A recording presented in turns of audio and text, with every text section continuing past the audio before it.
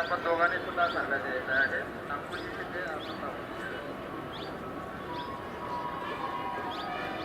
त्याचं नाव जयरामसाठी प्रार्थना सूचना आहे ते आपण सांगायची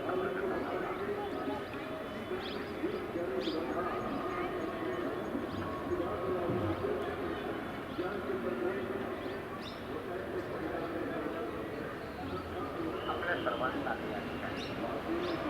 कधी हार्दिक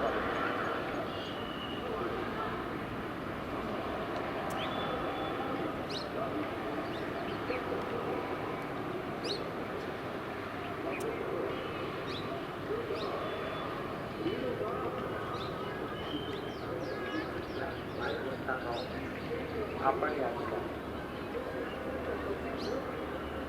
देवीच्या दर्शनासाठी आले आहात. आपल्या सर्व जीवनात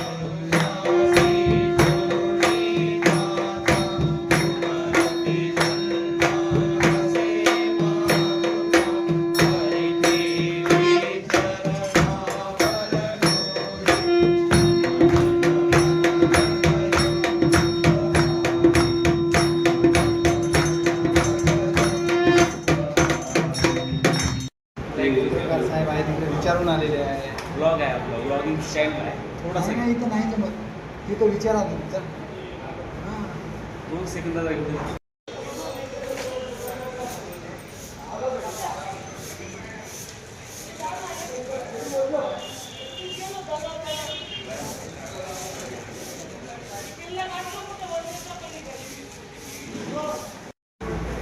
कसं आहे तुम्ही विचारपूस करत नाही.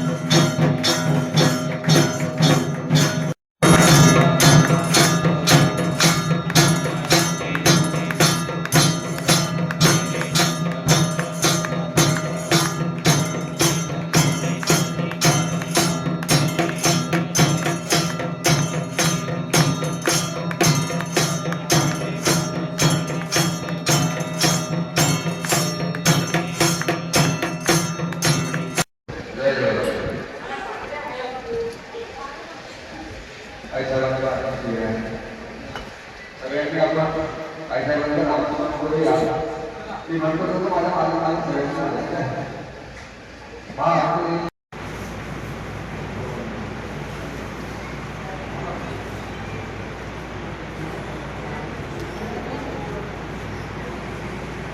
आदिमाया आदिशक्तीच्या 3.5 शक्तिपीठापैकी मूळपीठ म्हणजे श्री क्षेत्र माहूरगड या ठिकाणी चैत्र नवरात्राची तयारी पूर्ण झालेली आहे. आज गुढीपाडव्यानिमित्त सर्व भाविक भक्तांना मातेचा शुभाशीर्वाद आणि गुढीपाडव्याच्या खूप खूप शुभेच्छा देतो. या ठिकाणी भाविक भक्तांसाठी सगळ्या प्रकारच्या व्यवस्था करण्यात आलेल्या आहेत. उन्हाळा लक्षात घेऊन पिण्याच्या पाण्याची व्यवस्था जागोजागी करण्यात आलेली आहे. आता पायऱ्यावर सुद्धा सुंदर असं शेड तयार झालेलं आहे, त्याच्यामुळे उन्हाचा त्रास भाविक भक्तांना होणार नाही. तसंच लिफ्ट आणि स्कायवॉकचं काम चालू असल्यामुळे काही भाग बाधित झाला होता, परंतु भाविकांसाठी त्याच्यात कुठलीही अडचण येणार नाही अशी कॉन्ट्रॅक्टरला सुद्धा सूचना दिल्या आहेत. त्यानंतर या ठिकाणी अनेक धार्मिक विधींचं आयोजन करण्यात येतं. गुढीपाडव्याला प्रथमतः देवीचं निशाण म्हणजे जो मुख्य ध्वज असतो तो चढवला जातो आणि त्यानंतर रेणुका मातेच्या महापूजेला सुरुवात होते. रेणुका मातेची महापूजा झाल्यानंतर मातेला अलंकार घातले जातात आणि घटस्थापना केल्या जाते. घटस्थापना झाल्यानंतर रेणुका मातेला पायसाचा नैवेद्य दाखवला जातो आणि त्यानंतर आरती केल्या जाते. आरतीनंतर या ठिकाणी सगळ्यात महत्त्वाचं असं म्हणजे नवरात्र महोत्सवातलं कुमारिका पूजन हे या ठिकाणी संपन्न होतं. कुमारिका पूजन झाल्यानंतर लगेच छबिना निघतो. पर्वताला प्रदक्षिणा करून छबिना परत येतो आणि रेणुका मातेला पुरणपोळीचं महानैवेद्य दाखवून महाआरती केली जाते. दिवसभर अनेक भाविक भक्त कलावंत आपली भजन सेवा, गायन सेवा, कीर्तन सेवा या ठिकाणी अर्पण करीत असतात.